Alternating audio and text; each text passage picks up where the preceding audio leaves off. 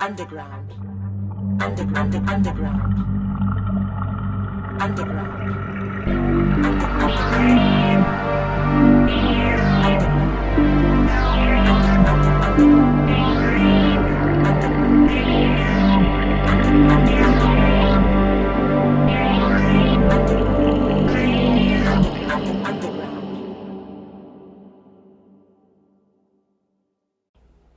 Greetings, surface dwellers. My name is Michael, and these are my chthonic musings.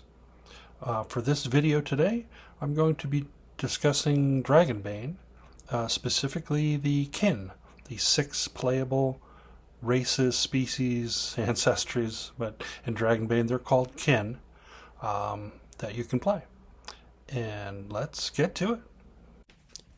In the Dragonbane rulebook, under kin, it tells us that there are 6 playable kin in Dragonbane: human, halfling, dwarf, elf, mallard, and wolfkin.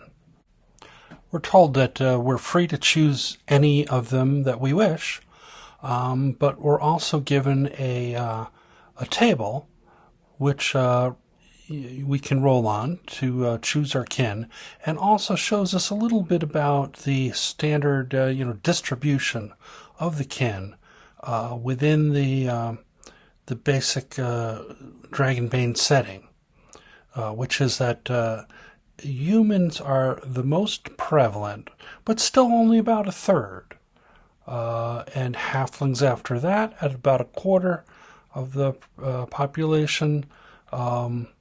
Dwarves at 1/6 of the population, and elves, mallards, and wolfkin each at 1/12 of the population. Choosing your kin is actually the first of the, well, really 2 steps out of the 13 steps of creating your character. First step is choose or roll your kin, and the second one is just note your innate ability, which is a result of your choice of which kin you picked. The effects of your choice of kin are very limited because it's very streamlined. Basically, your kin will give you this one innate ability, which is something that kin and that kin only can obtain. And beyond that, if they're non-human, they will get a language that they can speak, and may have some effect on their movement speed.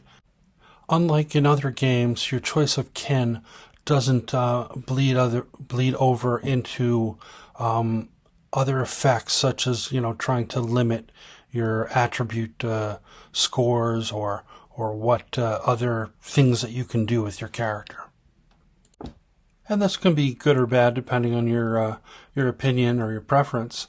It certainly streamlines things, and you don't have to look up all other types of combinations of what this choice is going to do in other areas. But at the same time, it doesn't prevent somebody from saying, that they have an 18 strength halfling that's going to wield a greatsword. So if there are any other, constraints for things that, break credulity to some game masters, it's up to them to put in some house rules on what they would allow. But by the base game, everything goes. All right, and before we tackle each of the kin individually, I'm just going to take a quick glance here towards the end of the Your Player Character section on page 25, Derived Ratings. And this is where we have the movement table, where it shows the kin have different base movements. So you can see here that both human and elf have a base movement of 10 meters. And this is for combat, So when they move 10 meters, or typically if you're on a grid, 5 squares, because each square would be 2 meters. The dwarf Halfling and Mallard are each 8 movements, so a little bit slower, and the Wolfkin is 12, so a little bit faster. Yeah, and then beyond that, yeah, everything else about the each kin is on its own page. So I'm going to skip over humans for the time being and return to them at the end for reasons. And we'll take a look first at Halfling and Dwarves. You can see here that each of the kin start out with a little bit of flavor text and an introduction to what this kin is about. Well, I should back up and say, first of all, they start out with a wonderful picture. I think it's no secret that I love the art in Dragonbane, and it's one of the things that first drew me in to take a look at this game. So we got a picture, we got some flavor text. Next, we have a sample, a table that you can roll on or choose from with a name, a first name for this character that you're making. And then finally, the innate ability for this kin. Or in the case of Mallards, they have 2. So first of all, just as an overall, I would say that this is a fantastic setup for a beginner game for people that are looking to get into role-playing. And I think that it's one of the things that Dragonbane did really well. Made a game that is, a good game, but it's also approachable to people, just getting into tabletop role-playing games. Now, having said that, for people that are, well into the genre of this type of fantasy game, even though these, graphics are fantastic, and you've got this nice text, but advanced players don't really need anything but the name of the kin and the ability, the innate ability. And even for the names are a good piece of information to have for people that are new. And that may be the hardest thing in the world for somebody just starting out, is picking your name. And this makes it easy, if you want it to be, where you can just roll and, okay, that's your name. That's an appropriate name for a halfling in this, mirth and mayhem game. And then obviously if you keep playing the game, you're going to want to, ignore that or expand on your, list of names. And that's true with any game that has like sample names. It's good for people just getting into it. But even if this table was, not 6 entries, but 20 entries, eventually you're going to come up with, so many iterations, so many times that somebody has selected that name that you're going to say, like, okay, we got to get out of this rut. So let's go over the one hard piece of data that we have here. What are the innate abilities for each of these kin? For Halfling, it's the innate ability is hard to catch. This ability costs 3 willpower points, and it can be activated. You activate this ability when dodging an attack, getting a boon to the evade roll.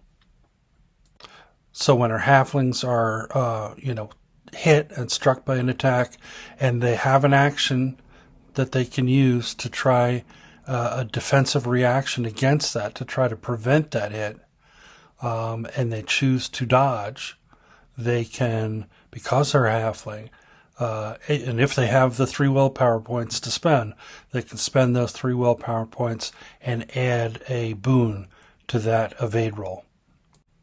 For dwarves, the innate ability is Unforgiving. For the cost of 3 willpower points, you can activate this ability when attacking someone who harmed you in the past at least 1 point of damage, and get a boon to the roll. It does not matter when the damage was inflicted. It may be wise to write down the names of everyone who harms you, so you do not forget them.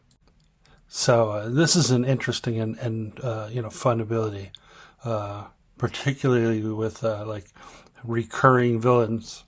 But even in the same fight, once you've traded blows with that orc, and the dwarf went first and damaged you, then you can go into full dwarf mode and use Unforgiving, assuming you have enough willpower points to use the ability. And next up we have Elf and Mallard. For elves, we have, again, a description, a picture for the elves, and a little bit of a flavor text and some sample names that you can use. And then finally, for the innate ability for elves, it is Inner Peace, which doesn't have a willpower cost because it's only used during a stretch rest, and it is optional. But as an elf, you can meditate deeply during a stretch rest. You heal an additional D6 hit points and a D6 extra willpower points, and can recover from an additional condition. You are completely unresponsive during your meditation and cannot be awakened. For Mallards, we have, again, the picture of our Mallard Knight here, and a little bit of flavor text and some sample names as well. Now, this can, for some people, this is like a defining point of Dragonbane. It's like, oh, that's the game with the ducks in it. Yeah, so it's kind of like love 'em or hate 'em kind of situation. I will read a little bit of the flavor text here because it's such an unusual kin. Part of it says that some scholars claim that they came from a mighty island realm that was swallowed by the sea thousands of years ago. Others believe them to be the result of a failed magical experiment. And actually, the way I heard it was very similar to, if you know the old holiday movie, Babes in Toyland with Laurel and Hardy. And Santa's order gets mixed up, and instead of what was it, like 6,000 1-foot toy soldiers, he winds up with 1,000 6-foot toy soldiers. I heard the story of the Mallards in a similar way, that there was a sorcerer who attempted to summon a 300-foot-long fire-breathing drake, and it was a bit of a magical mishap, and instead he wound up with 100 3-foot-tall cigar-smoking mallards. But in any case, the innate abilities for mallards are ill-tempered, which at a cost of 3 willpower points. Mallards tend to have a choleric temper. You can activate this ability, free action, no action, it says, when making a skill roll and get a boon to the roll. You also become angry if you're not already. This ability cannot be used for rolls against intelligence or intelligence-based skills. And then as a secondary minor ability, innate ability, they also have webbed feet, which doesn't come with any willpower point cost. And as a mallard, you also get a boon to all swimming rolls. You always move at full speed in or underwater. And now we come to Wolfkin, also found in Free League's game Forbidden Lands. And we also get, the flavor text on the Wolfkin and some sample names. And for their ability is, their innate ability is Hunting Instincts. For a cost of 3 willpower points, you can use this ability to designate a creature in sight or a creature you can catch the scent of as your prey. This counts as an action in combat. You can follow the scent of your prey for 1 full day, and you can spend 1 further willpower point, not an action, to gain a boon for an attack against your prey. And finally, we'll come around to human, the human kin. And the reason I moved human to last is in Dragonbane, this may be the human innate ability, adaptive, may be one of the only pieces of the game that I have a fundamental disagreement in game design. So what I'm going to do is first I'll go over as written how it works, and then I'll discuss a little bit of my issues with it, and then finally how I deal with it in my game. So once again, we have artwork showing us, for those of us unfamiliar with what humans look like, it's showing us 2 humans and a little bit of a blurb about what they're all about and what kind of names they give themselves.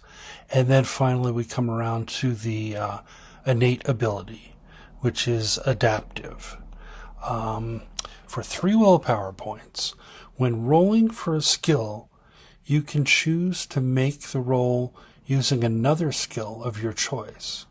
You must be able to justify how you use the selected skill instead of the normal one. The GM has the final word, but should be lenient.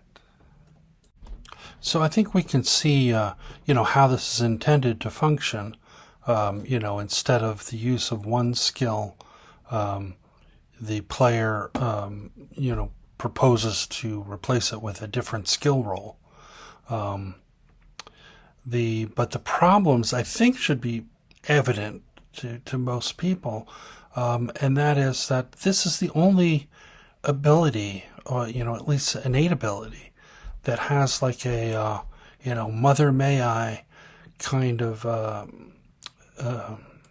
determination wrapped around it. Every other ability is just like you're halfling and you're making an evade roll. You just choose to spend the willpower points and use your hard to catch ability. There's no question asked. You can just give yourself a boon if you've got the willpower. But in this case, you're choosing a different skill, and then you have to justify it to the game master, and then they're supposed to be lenient, so even if it doesn't really make sense, let you do it anyhow. It's just a mess, I think. In my games, the players say what they're going to do, and if there's any question, I will be the one telling them whether or not a roll is needed to begin with, and then what skill it's based on, or if it's based on an attribute roll. I'll let them know that. So this bypasses that whole functioning of the game. In my mind, for the way that I play it. And then the other part that's problematic is that if a player comes up with a creative solution to a problem, they don't have to have an ability, this ability, or any other ability to give it a try. If they have a way of solving a problem using a different skill, and they can describe that, then I'll just let them use that skill. They don't no abilities are required.